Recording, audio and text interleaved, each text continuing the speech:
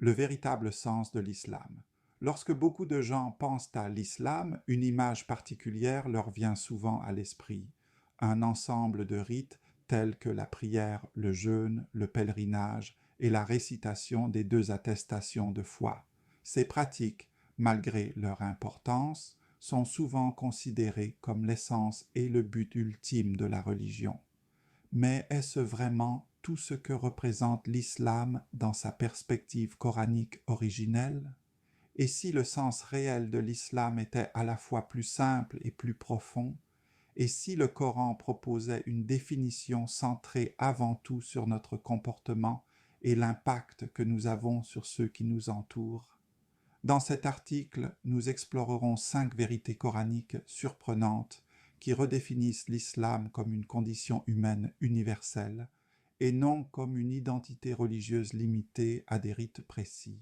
1. L'islam n'est pas seulement un ensemble de rites, mais un état comportemental. Les actes d'adoration tels que la prière, le jeûne et le pèlerinage, selon la vision coranique, ne constituent pas l'essence de l'islam. Ce sont plutôt des outils donnés par Dieu pour aider l'être humain à rester sur la voie droite et à purifier son âme. Le véritable sens du mot islam est purement comportemental. Accorder la paix aux autres, c'est-à-dire s'abstenir de leur nuire par la parole ou par l'action. L'islam est quelque chose qui se voit et se vit, non quelque chose qui se limite à être prononcé ou accompli rituellement. C'est un engagement pratique envers la paix, magnifiquement résumé dans la parole prophétique. Le musulman est celui dont les gens sont à l'abri de sa langue et de sa main. Cette définition comportementale mène directement à une distinction coranique précise entre être musulman et être mu'min, celui qui sécurise autrui. Et 2. Tu décides d'être musulman, mais ce sont les autres qui décident si tu es mu'min. Le Coran distingue clairement l'islam de l'iman. L'islam, dans son sens comportemental, offrir la paix et s'abstenir de nuire, est un choix personnel. Toi seul contrôles cette décision. Dès que tu cesses de faire du tort aux autres et que tu leur offres la paix, tu entres dans un état d'islam. L'iman, en revanche, n'est pas une étiquette que l'on s'attribue soi-même. C'est un témoignage que les autres te donnent lorsqu'ils se sentent totalement en sécurité avec toi. Tu peux aspirer à être parmi ceux qui possèdent l'iman, mais c'est la société autour de toi qui détermine si tu as réellement atteint ce niveau. Ainsi, l'iman devient une responsabilité sociale profonde où la sécurité ressentie par les autres devient la véritable mesure de ta foi vécue.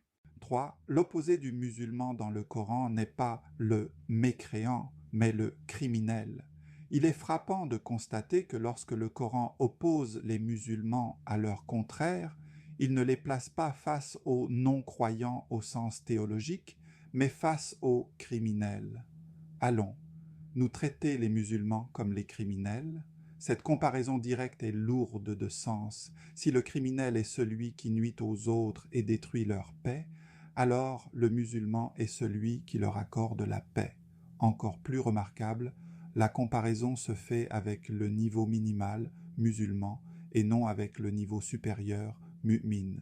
Si le criminel ne peut être comparé au musulman, il est encore moins comparable à celui qui possède l'iman. Cela confirme que l'identité du musulman repose avant tout sur son comportement et son impact moral dans la société. 4. L'islam est le minimum requis, tandis que l'iman est un niveau supérieur. Une idée répandue mais erronée affirme que l'iman précède l'islam. Or, le Coran présente l'ordre inverse. L'islam est la première étape, la base indispensable, tandis que l'iman est un niveau plus élevé qui exige un comportement plus raffiné et plus exigeant. Le Coran montre cela clairement. Dans la sourate Al-Qasas, les gens du livre qui possédaient la connaissance disent « Nous étions musulmans avant cela ». Dans la sourate Az-Zukhruf, Dieu décrit ses serviteurs vertueux comme ceux qui possédaient l'iman en nos signes et qui étaient musulmans. Et dans l'histoire des magiciens de Pharaon, après avoir atteint l'Iman, ils demandent à Dieu de les faire mourir en tant que musulmans, cherchant ainsi l'état minimal garantissant le salut. L'islam est la fondation, l'Iman est l'édifice qui s'élève au-dessus. 5. L'islam est le message de tous les prophètes, et non un monopole de la mission muhammadienne. L'islam, au sens d'une sincérité envers Dieu et d'une paix accordée aux créatures, n'a pas commencé avec le prophète Muhammad. C'est la religion unique prêchée par tous les prophètes à travers l'histoire. Abraham est décrit comme monothéiste sincère, musulman. Salomon invite la reine de Saba et son peuple à venir à lui en tant que musulmans, c'est-à-dire pacifiques et non hostiles. Cette compréhension élargit l'islam en une condition humaine universelle fondée sur la paix et la bienveillance, et non en une religion limitée à une époque ou à un lieu particulier. C'est un appel naturel adressé à chaque être humain en tout temps et en tout lieu pour revenir à l'essentiel, être une source de paix pour soi-même et pour les autres. Conclusion. Dans son essence, l'islam est un appel universel et simple à la paix et à l'absence de nuisances envers autrui. C'est le minimum éthique requis pour vivre en harmonie avec la société. Ce n'est pas un ensemble complexe de rites, mais un état comportemental noble qui commence par une décision personnelle et rayonne ensuite vers le monde. Reste alors une question fondamentale. Si l'islam signifie que les gens sont en sécurité face à nos paroles et à nos actes, comment notre monde changerait-il si chacun cherchait à atteindre ce minimum ?